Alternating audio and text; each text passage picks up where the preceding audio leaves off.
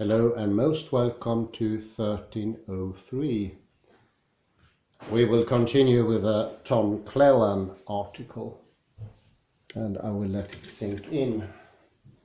It poses its own difficulty in understanding, but in this case it is the novelty of the subject. It is not difficult as such to formally understand, but is indeed very different. And so far I think it sounds very promising. It sounds very Wittgensteinian, and of course then I'm referring to the later Wittgenstein. Sort of a really innovative thinker, this Tom McClelland. He's way out of the box, so to speak, when it comes to his understanding.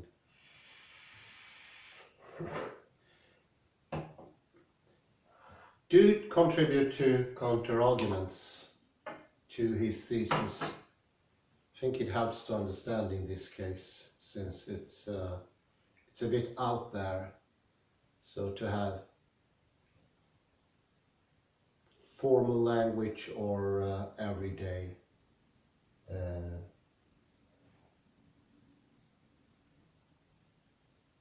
aspects shown could be very good. Well, I'll continue. It's sort of like his writing style was as well. The gripping response might be unconsciously suppressed, or when particularly strong, require conscious suppression. Similarly, attentional signals are suppressed by unconscious mechanisms, but when particularly strong, as in the fire alarm case, must be actively resisted. Most strikingly, if we are performing a task that requires us to attend a certain item, but an irrelevant distractor is present. This interferes with our attending to the target item in much the same way as the irrelevant gripping affordance of the teapot interferes with response time in the Tucker and Ellis study. Although the concepts of affordances and potentiation are not found in the empirical literature on attention, the foregoing indicates how naturally they can be applied.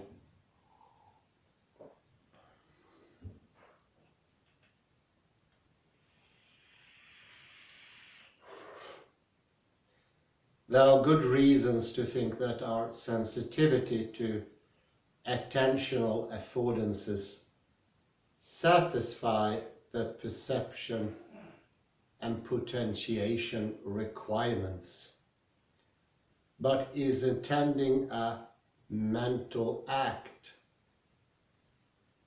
Overt attention is the bodily activity of directing one's sense organs toward a particular stimulus,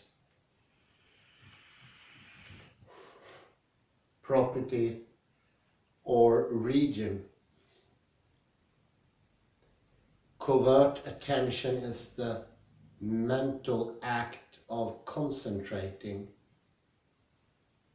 on a particular perceived stimulus, property, or region. It might be objected that when a stimulus affords attention, it only affords overt attention. Thus the warning light affords the bodily act of directing one's eyes toward it.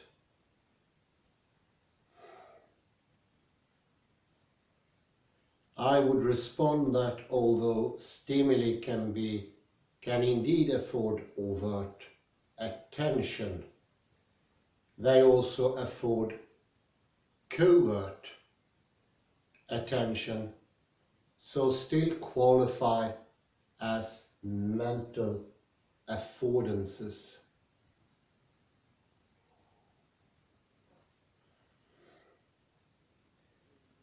After all, what makes the warning light distracting is that it pulls one's concentration away from one's work and not just one's eyes.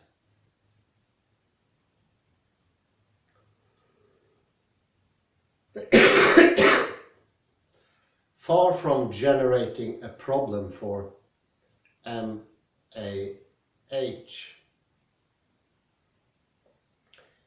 the overt-covert distinction actually opens up an interesting line of argument. Someone who acknowledges bodily affordances can have no principled objection to affordances for overt attention, since overt attention is a bodily act. But someone who acknowledges affordances for overt attention will be hard pushed to object to affordances for covert attention, since the two have similar psychological profiles and share intimate functional connections. The case of attention thus shows how accepting bodily affordances whilst rejecting mental affordances is an uncomfortable position to sustain.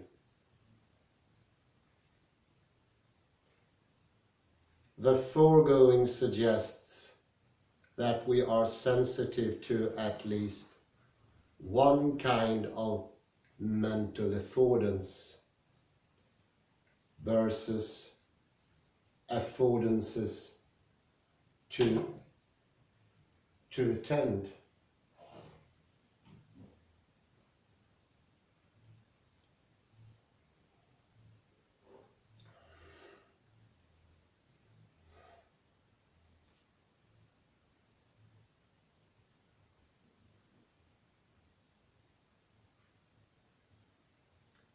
Attention is a pervasive and important feature of our mental lives. So the result that attention is guided by our sensitivity to affordances is significant. What it does not do, however, is give us good reason to posit affordances for some wider set of mental acts relevantly similar to attending. The mental act of attending is quite different from other kinds of mental act. So a critic might reasonably maintain that attentional affordances are the only mental affordances to which we are sensitive. To extend the scope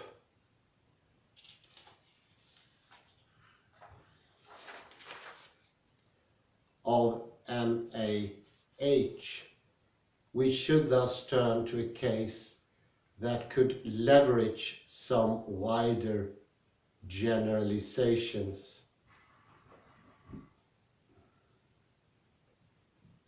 Five two, affording imagination.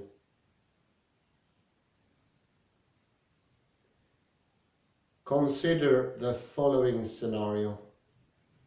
You are traversing a series of stepping stones across a river. The first few stones are fairly easy to deal with,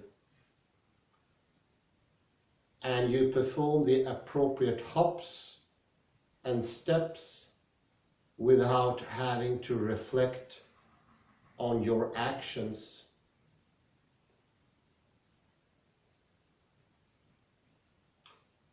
Things then get a little trickier with the more difficult distribution of stones.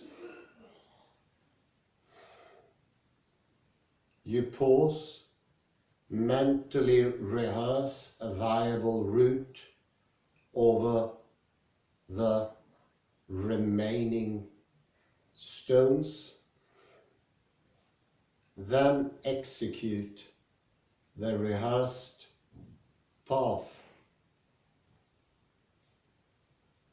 I suggest that each of the actions involved in this scenario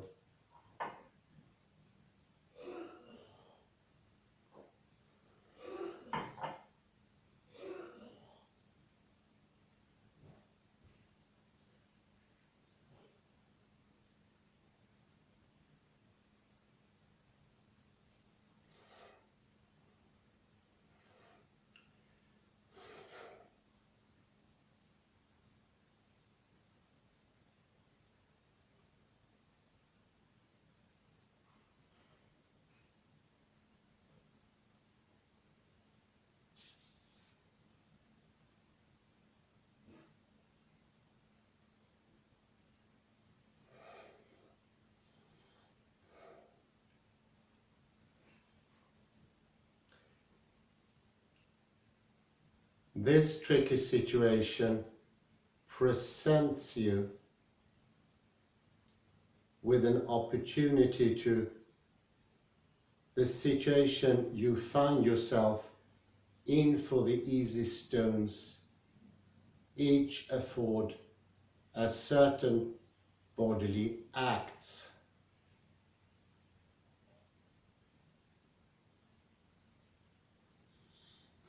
In contrast, the situation you find yourself in when you reach the tricky stretch affords the mental act of rehearsing your leap in imagination.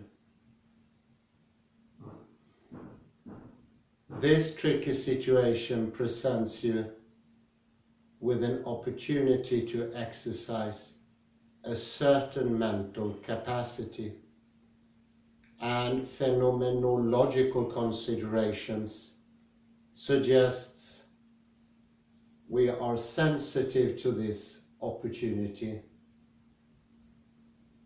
in a way that satisfies the perceptual and potentiation requirements. Regarding perception, as you traverse the easy stones, there's no need to infer what kind of step can be performed on the next stone. Instead, you perceive the situation as affording a specific stepping action. I suggest that exactly the same applies to your experience in the tricky case. That you perceive the situation as affording a certain mental act versus the act of mentally rehearsing a viable route. And this appearance is plausibly cognitively impenetrable.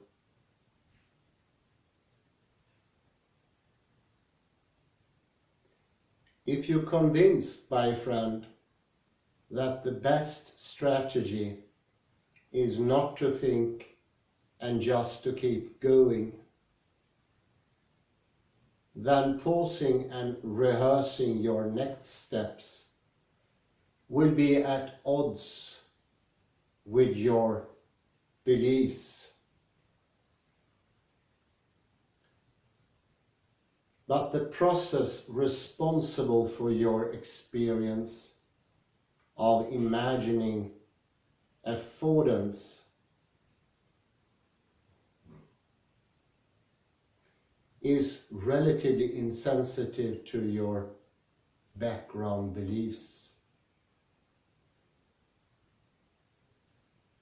Regarding potentiation, as you traverse the easy stones, your experience is not one of initiating the appropriate stepping action, but is rather one allowing the potentiated steps to unfold.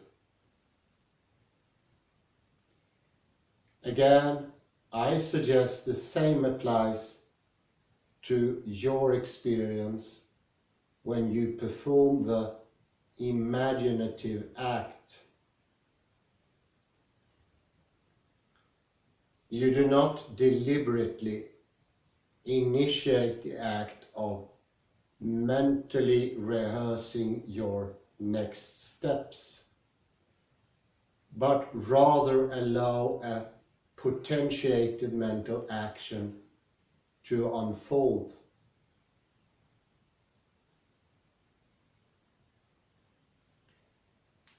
In order to follow your friend's advice, you would have to actively suppress the urge to pause and think,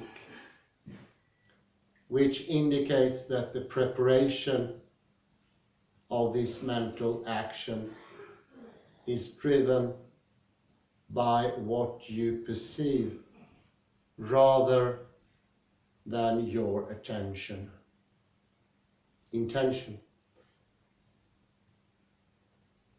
Once we move beyond phenomenological considerations, there's also indirect empirical evidence that imaginings of bodily acts can be potentiated.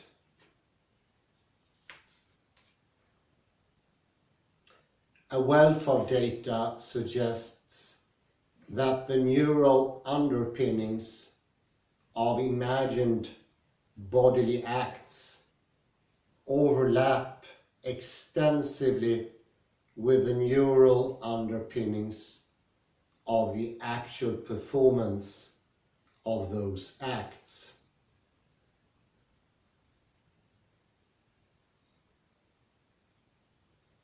This drives a convincing account of imagined bodily acts as offline performances of bodily acts.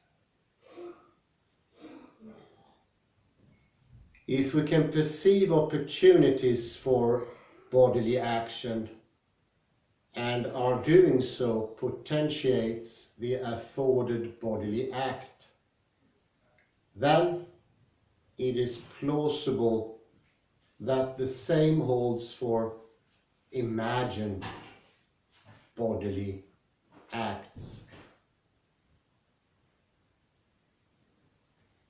The overlapping mechanisms of actual and imagined action make it uncomfortable for one to hold that perceived situations can ready the performance of relevant bodily actions,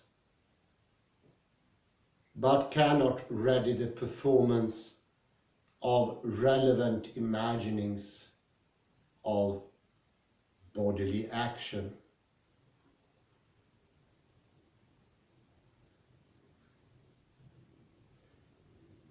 Unlike the case of attention,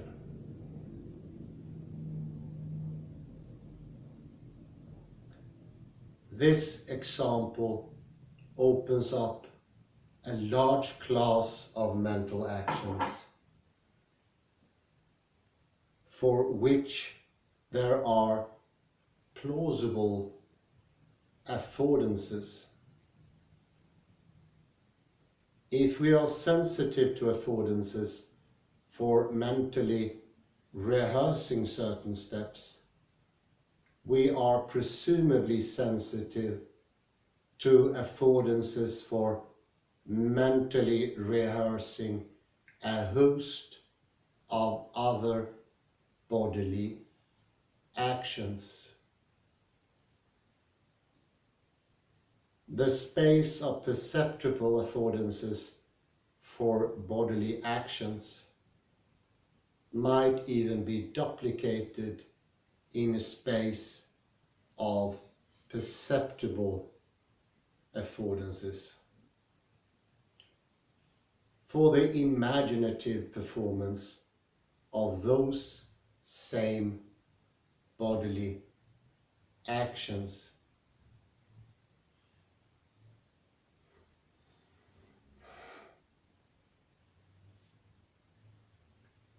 By considering mental acts with an intimate connection to bodily action, we put ourselves in a good position to argue that those who countenance affordances for bodily action ought also to countenance affordances for these mental actions.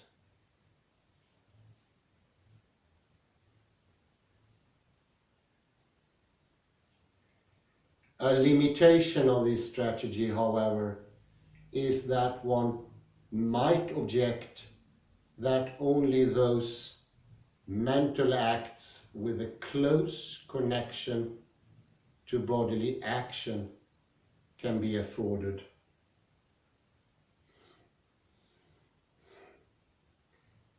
It might be argued that opportunities to perform abstract mental acts detached from the bodily are too complex to be perceived.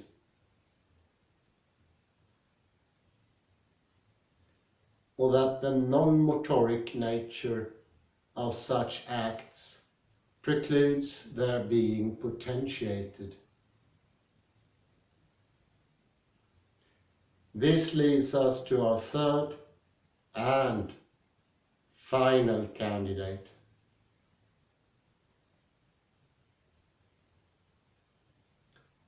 Affording counting.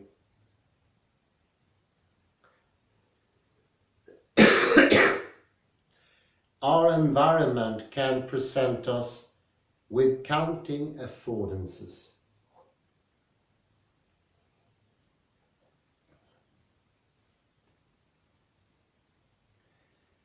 Consider a jar full of marbles, a pile of pennies, or the leaves on a clover. Here I'm targeting the mental act of counting rather than the bodily act of pointing to items and numbering them out loud. The question is whether we perceive the marble jar as affording counting,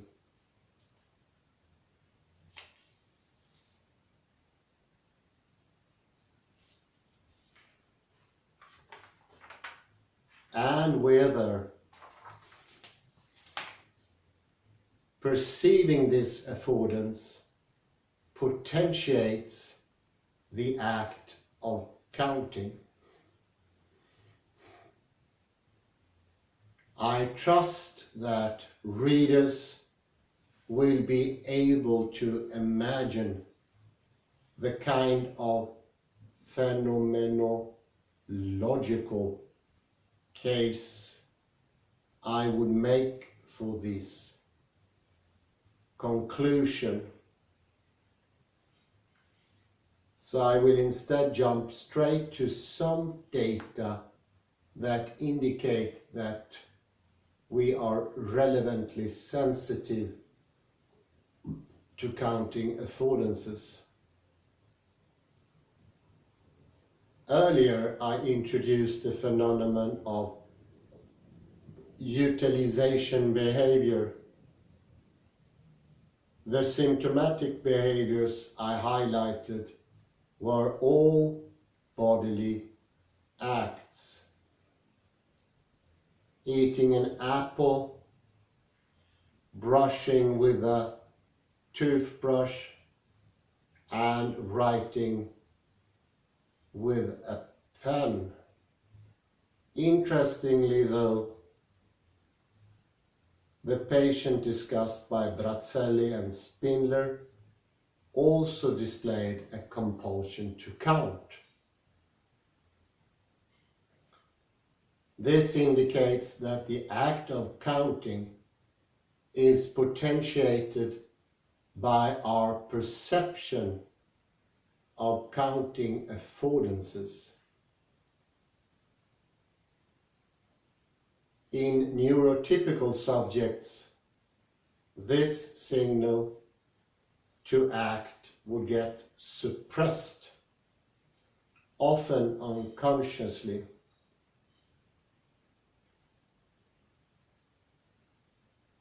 But because of the patient's deficit, this suppression does not happen, hence her atypical behavior.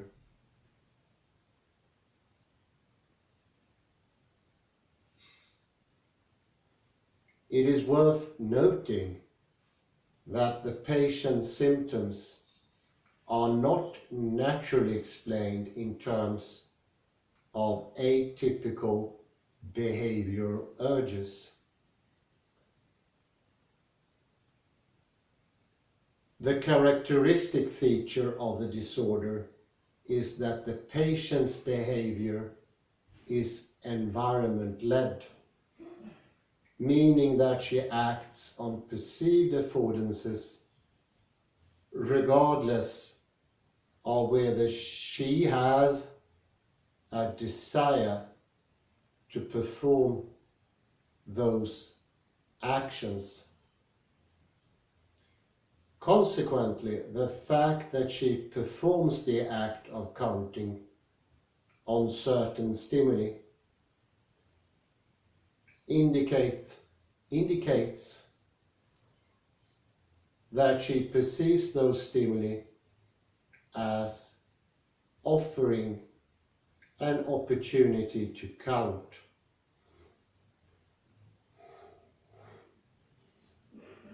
This case again puts pressure on those who accept affordances for bodily action to countenance affordances for certain mental actions.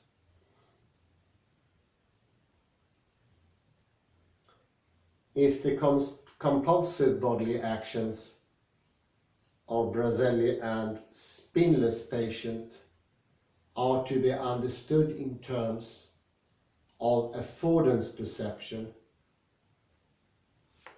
and the ensuing potentiation of the afforded action, then, other things being equal, the same interpretation ought to be given of her compulsive mental actions.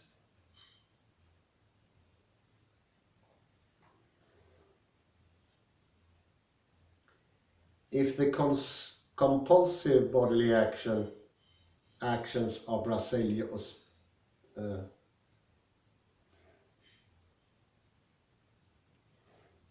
Of course, utilization behavior is just one node in the nexus of affordance theory. And a full case for counting affordances would have to explore many other nodes. Nevertheless, this finding is promising enough to encourage such an exploration.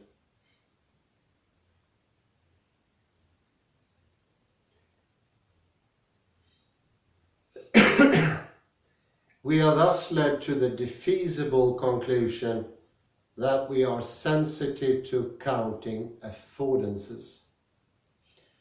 Where does this leave us?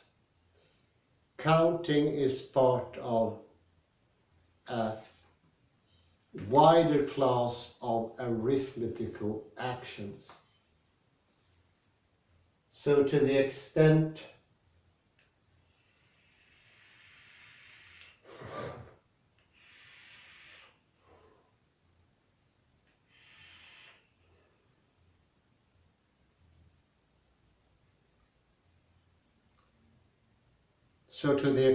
that one finds it plausible that we are sensitive to counting affordances, one should also take seriously the idea that we are sensitive to affordances for other arithmetical actions.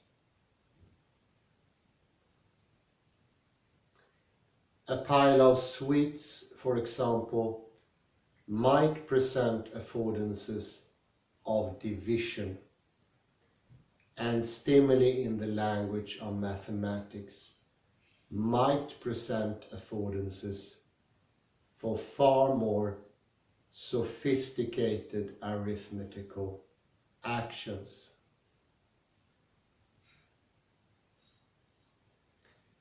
And given that there are affordances for mental acts that are so detached from bodily action,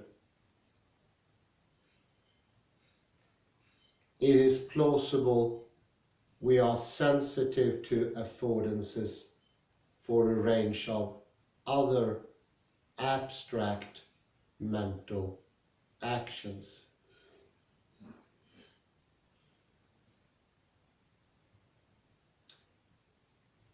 Conclusion: the mental affordance research program. In this paper, I hope to have addressed some conceptual questions surrounding the claim that we are sensitive to affordances for mental action.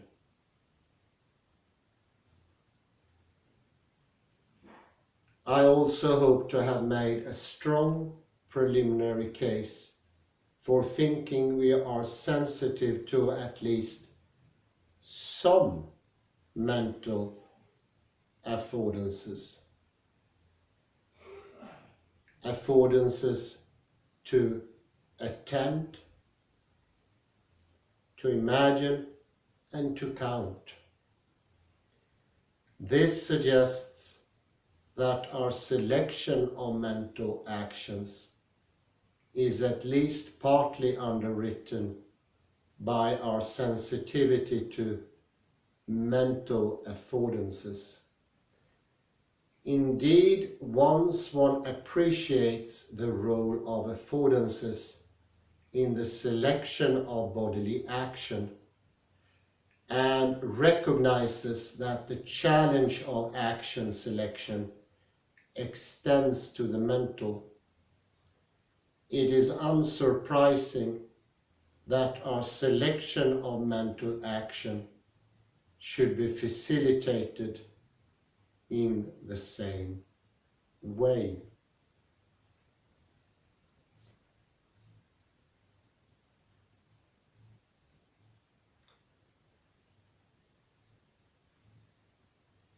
However, my aim in this paper has been not just to make a preliminary case in favor of MAH, but to motivate a wider mental affordance research program. The preliminary case I offer should be enough to motivate the direct empirical investigation of our sensitivity to mental affordances.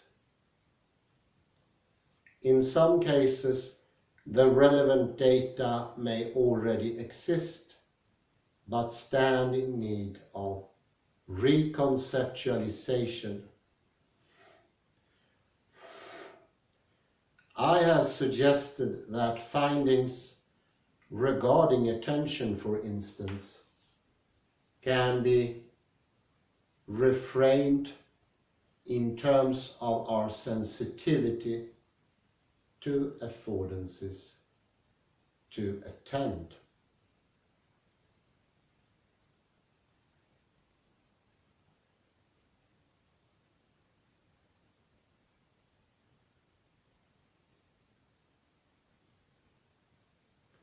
But in most cases, new experiments would need to be devised to determine whether we are relevantly sensitive to mental affordances.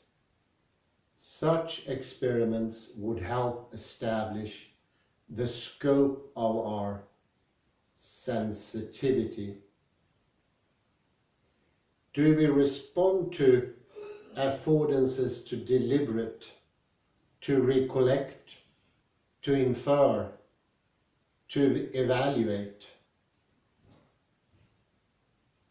What factors influence whether we perceive such affordances and whether our perception potentiates the afforded mental act? If there are mental affordances to which we are not sensitive, why not? I also hope to have motivated a wider exploration of potential theoretical applications of mental affordances.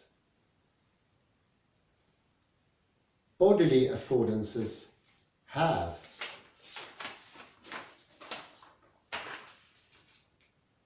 been put to theoretical use in context including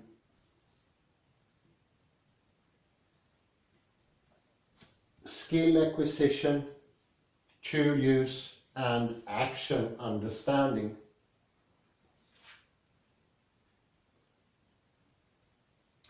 There is thus an impetus to explore whether and how the acquisition of new mental skills makes us sensitive to new affordances for mental action.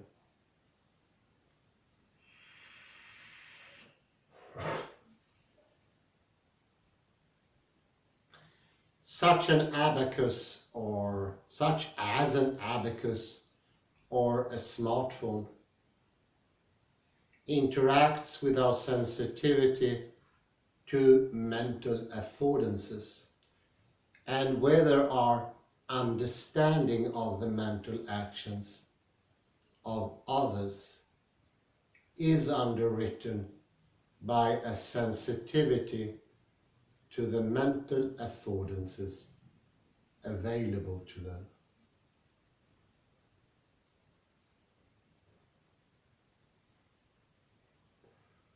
Bodily affordances have also proven important for our understanding of psychiatric conditions, which invites the question of whether there are mental disorders caused by a disruption to our ordinary sensitivity to mental affordances.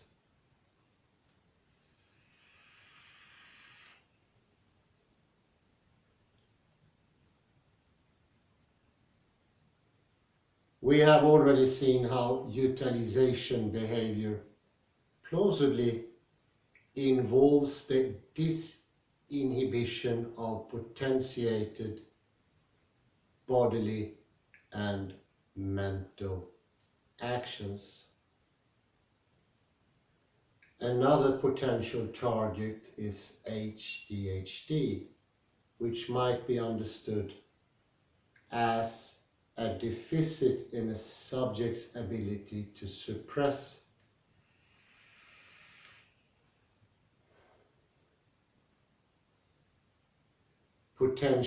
potentiated acts of attention. Another possible theoretical application of affordances is to our execution of an action rather than its selection.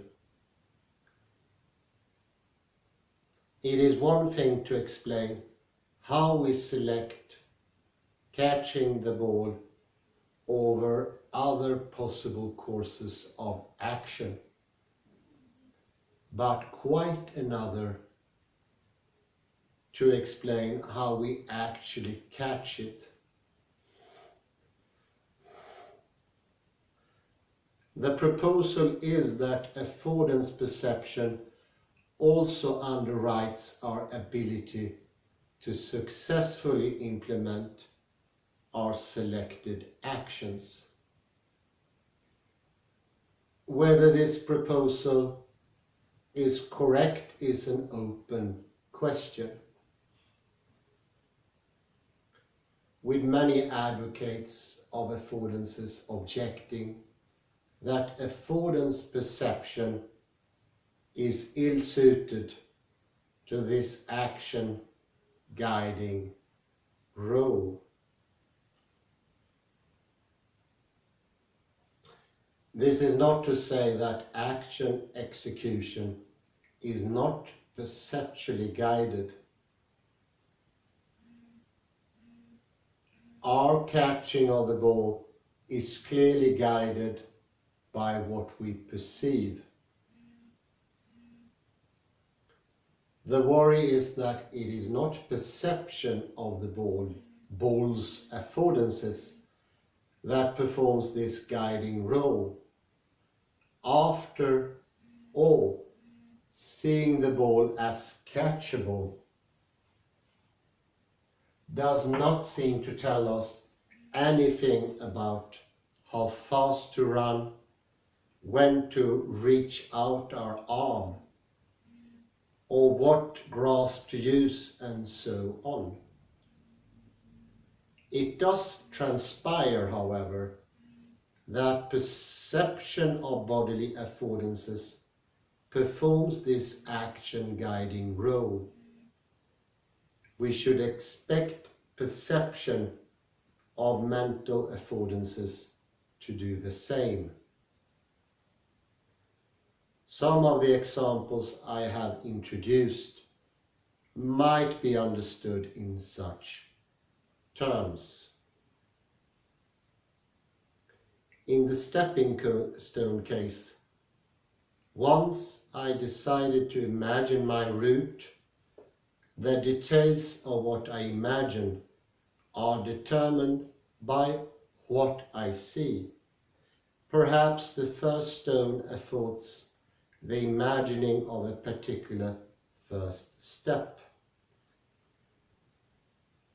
The second stone affords the imagining of a particular second step, and so on. The counting case could be cashed out in similar terms. If such an account could be made to work, it would provide an interesting picture of how we implement mental actions.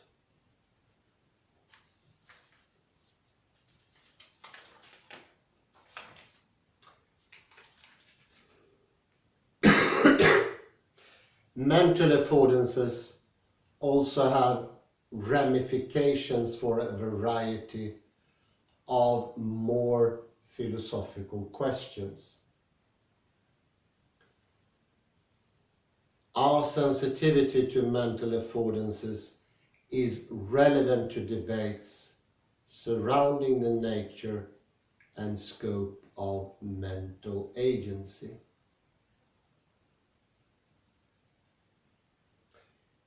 Conservative views of mental agency seem to be motivated by the observation that putative mental actions rarely begin with an explicit intention to act. The concept of mental affordances might help us to replace the model of mental actions as intentionally initiated with a model on which we intentionally control mental processes that are initially triggered automatically. Drawing on method, we might also put affordances to work in epistemology, especially with respect to how we use sensory cues to make inferences about perceived items.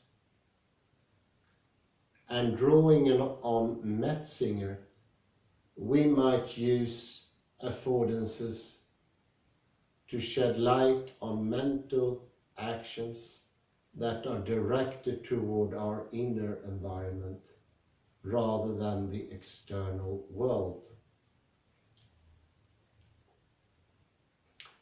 There are also interesting questions to be asked about how exactly our sensitivity to mental affordances works. How, for example, is the perception of mental affordances and the potentiation of mental action neurally implemented?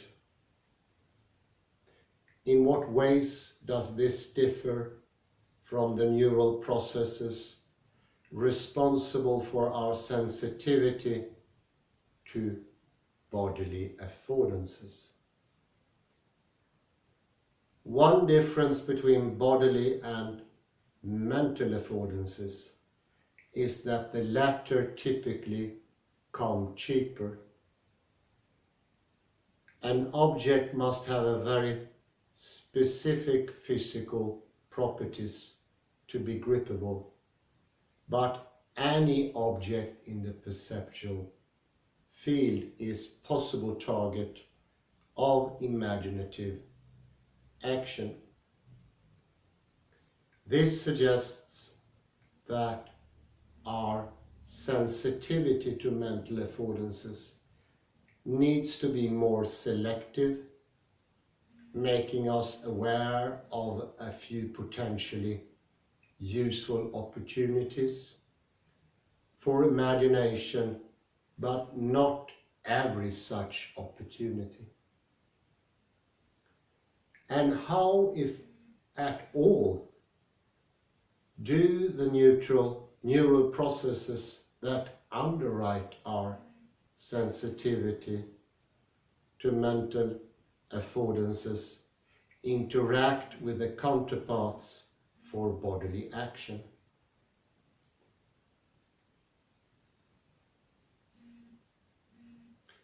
Is there one system for bodily action and another for mental action, or are they more integrated? One consideration that points to a degree of integration is that action selection sometimes involves picking between a bodily and a mental action.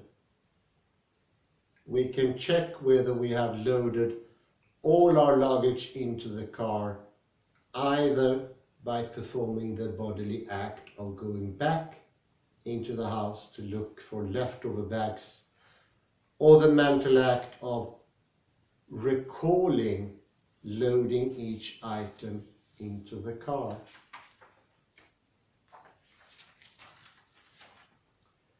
Mental action is an important, too often neglected target of philosophical and psychological inquiry. MAH proposes that mental affordances have an important role to play in mental action, and the Mental Affordance Research Program promises to uncover exactly how that role is performed. End of the article. I will make a perspective on this in a later lecture. I will need to let this sink in first. But that was the last of the mental affordance hypothesis by Tom McClelland. I say thank you very much and have a pleasant afternoon.